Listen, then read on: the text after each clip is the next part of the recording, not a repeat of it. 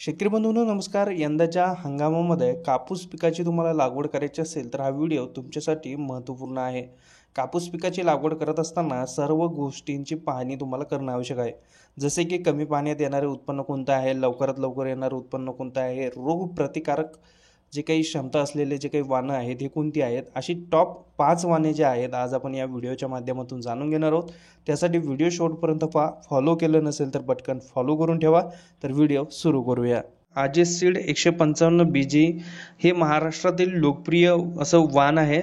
या वाणाची सरासरी लागवडी केल्यानंतर 145 ते 160 दिवसांमध्ये हे पीक हार्वेस्टिंगला येतं आणि याचं बोंडाचं वजन जर पाहायला गेलं तर प्रतिबोंडे 5 ते 5.5 ग्रॅम इतकं असं आहे.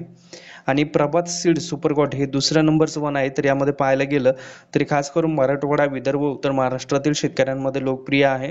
कापसाचं वजन 5.5 ग्रॅम ते 7 ग्रॅम इतकं आहे. राशी सीड 659 बीजे 2 हे महाराष्ट्रातील शेतकऱ्यांसाठीचं खूप लोकप्रिय असलेलं वाण आहे. यामध्ये पाहायला गेलं तर कापूस उत्पादक जिल्ह्यांमध्ये याची मोठ्या प्रमाणात लागवड केली जाते. कापसाच्या बोंडाचं वजन 6.5 ग्रॅम ते 7 ग्रॅम दिसून येतं. आणि यामध्ये सर्वात महत्त्वाचे यामध्ये जे काही वाण आहे हे पीक पाण्याचा ताण सहन करणारं देखील आहे. त्यामुळे हार्वेस्टिंग लवकर होते आणि त्या ठिकाणी चांगलं दर्जेदार उत्पादन तुम्हाला यातून मिळतं. तर आता या ठिकाणी तिसरं जे काही वाण आहे, चौथं जे वाण आहे ते अजित सीड्स युवा 7067 आहे.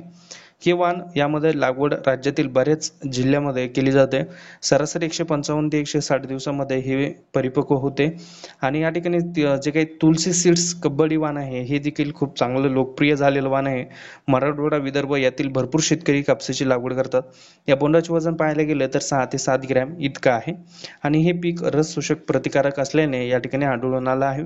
तर आज हे जे काही वरील संपूर्ण जे आपण वाण जाणून घेतलेले आहेत हे फक्त तुमच्या माहितीस्तव देण्यात आलेले आहे. कृषी सेवा केंद्र आणि या कापूस पिकातील तज्ज्ञ यांची माहिती घेऊनच कापसाची लागवड करावी, जेणेकरून कोणत्या जमिनीनुसार कोणतं पीक हे किंवा कोणतं वाण हे चांगलं ठरू शकतं हे तुमच्या जवळील ते तज्ज्ञ असतील किंवा कृषी सेवा केंद्र असतील किंवा जे या अगोदर या पिकांची लागवड केलेली आहे ते त्या ठिकाणी या संबंधीतील माहिती सविस्तर सांगू शकता.